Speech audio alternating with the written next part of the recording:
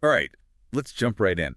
We're diving deep into Bigfoot territory today. Really deep. We've got some incredible source material lined up, eyewitness accounts that'll send chills down your spine, Oh, yeah. Some scientific analysis to try to make sense of it all. and even some Native American lore, adding a whole other layer to the mystery. We're talking YouTube documentaries A flash of beauty. Bigfoot Revealed is a great place to start. and a couple of videos from the Gimlin Channel. Arguably the creepiest Bigfoot encounter I've ever heard. That title alone, right? Yeah, it grabs you. And then there's the most incredible Bigfoot encounter ever told, also from Gimlin. It's going to be a wild ride. Yeah. So let's kick things off with those first-hand accounts. A Flash of Beauty has one that always gets me, a man fishing who encounters a whole Bigfoot family. Oh, that one. That's a classic. The way he describes the mother's protective stance over her young ones, the sheer size and power of these creatures. I know. And the vivid details he remembers. The cinnamon color of their fur, the way they moved, even the sounds they made. It's like it's burned into his memory. And that's what's so powerful about these eyewitness accounts, isn't it?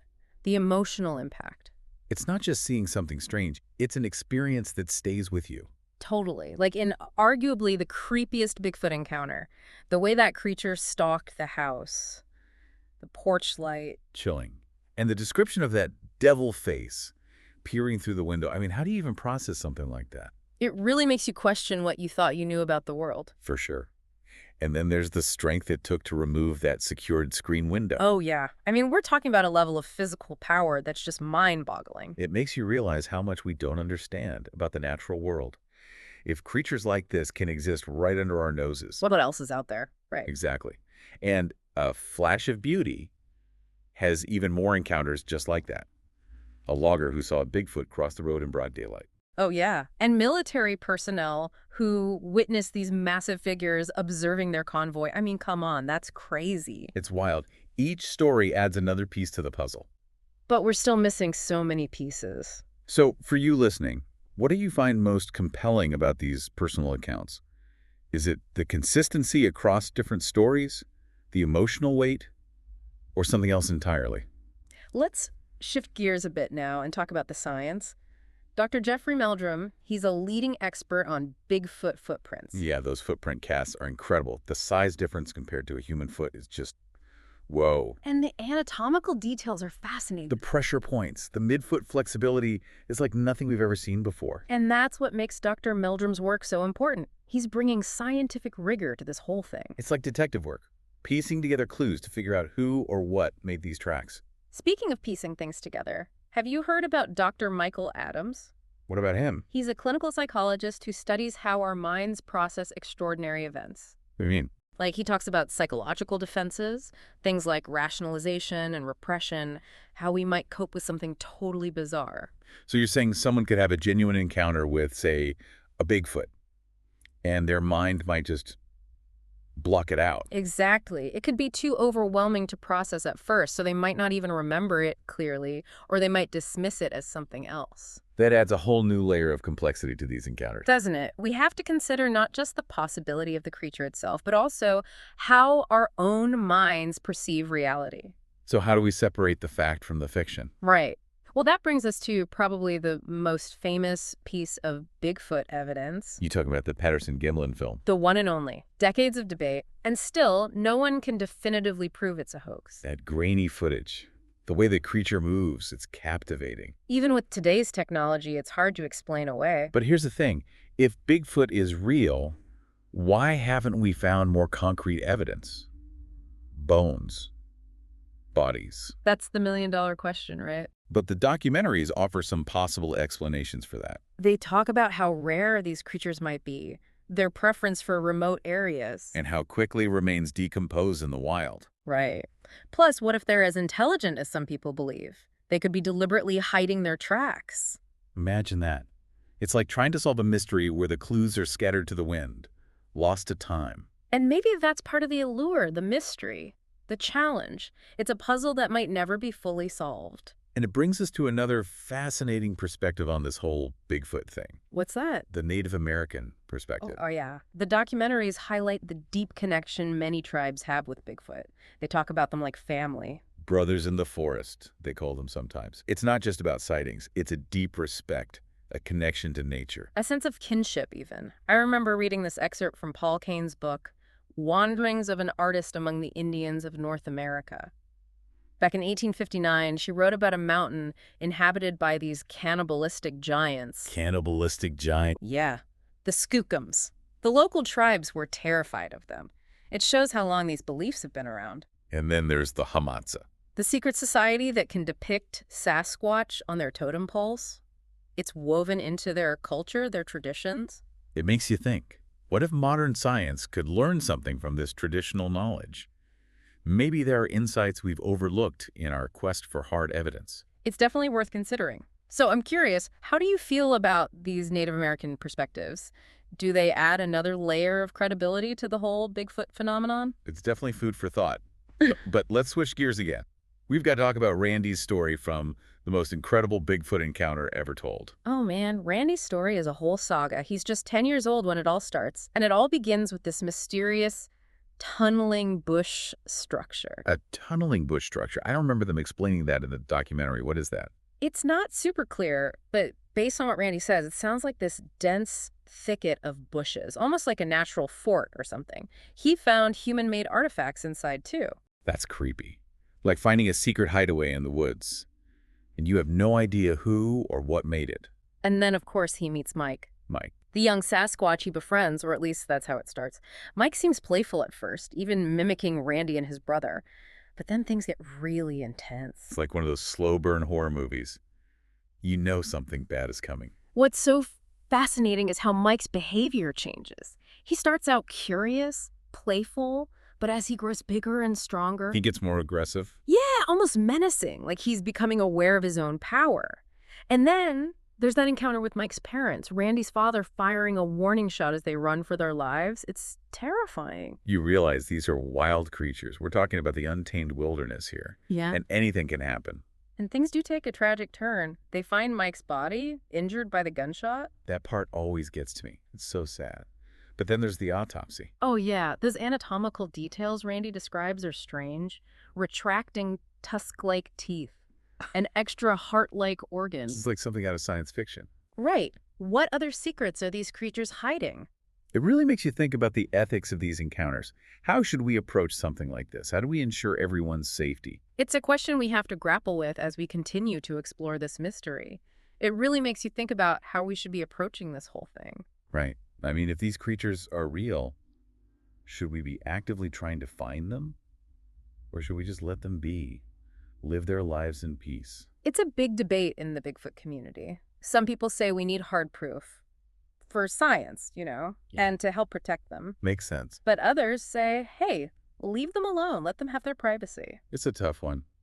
Okay, so let's circle back to the science for a minute. One of the biggest arguments against Bigfoot is the lack of fossil evidence. I mean, if they've been roaming around North America for ages, shouldn't we have found some bones by now? You'd think, right? But the documentaries actually address that. Remember what the experts said about why we might not be finding fossils? Right. They were talking about how rare Bigfoot might be. And how dense their habitats are. And that stuff decomposes really quickly in the wild. Yeah. So it's not as easy as just going out and finding a Bigfoot skeleton. Plus, what if they're really smart?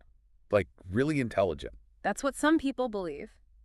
They might be deliberately hiding their tracks, disposing of their dead. Whoa. That's kind of blowing my mind. A creature that smart. It's like a whole other level of mystery. Definitely. And then there's the whole psychological factor. Dr. Adams, the psychologist, remember? He talked about how our brains can play tricks on us. Oh, yeah. Like how we might rationalize things or repress memories. Exactly. So even if someone had a real Bigfoot encounter, they might not even remember it accurately, or they might just dismiss it as something else entirely. Our brains trying to protect us from the weirdness, huh? Could be. But hey, even without fossils, there's a ton of other evidence out there. True. There are so many eyewitness accounts, and the descriptions are often so similar. It's hard to ignore that. And then there are the footprints, Dr. Meldrum's work.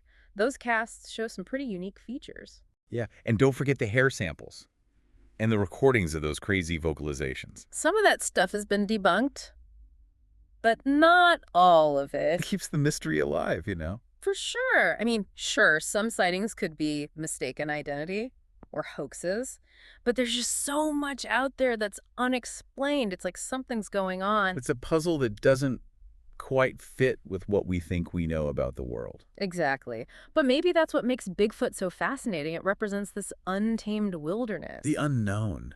Something beyond our understanding. And the possibility that there might be more out there than we can even imagine. I love that. It's a reminder that we still have so much to learn about our planet. And who knows, maybe someday we'll have definitive proof of Bigfoot.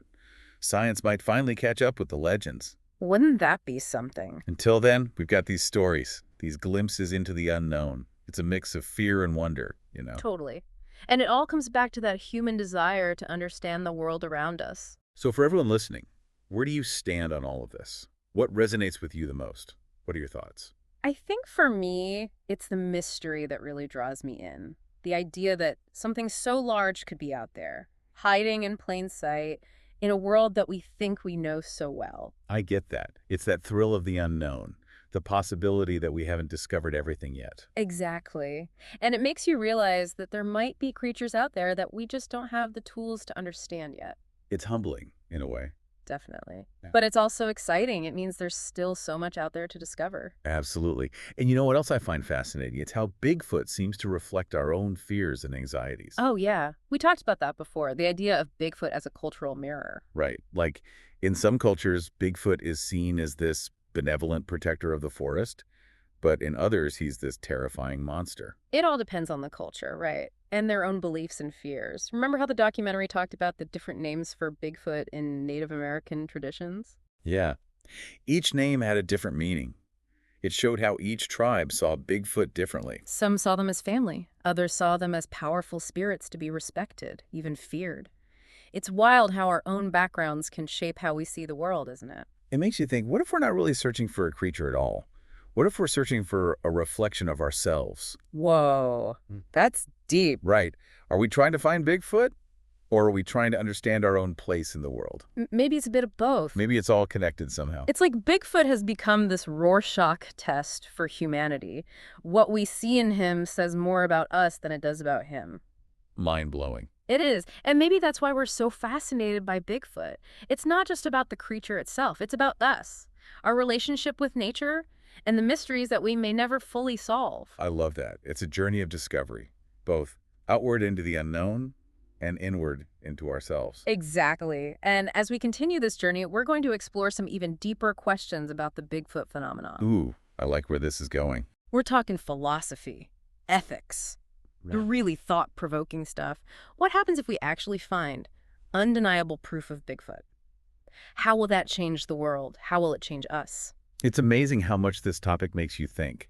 You know, beyond just like, is Bigfoot real? Oh, absolutely. It really gets into some deep questions about humanity's place in the world, our relationship with nature, what we believe is possible. I mean, just imagine, what if we actually proved Bigfoot's existence? Right. It would turn everything upside down. What would that do to science? It would be a complete game changer. Think about it.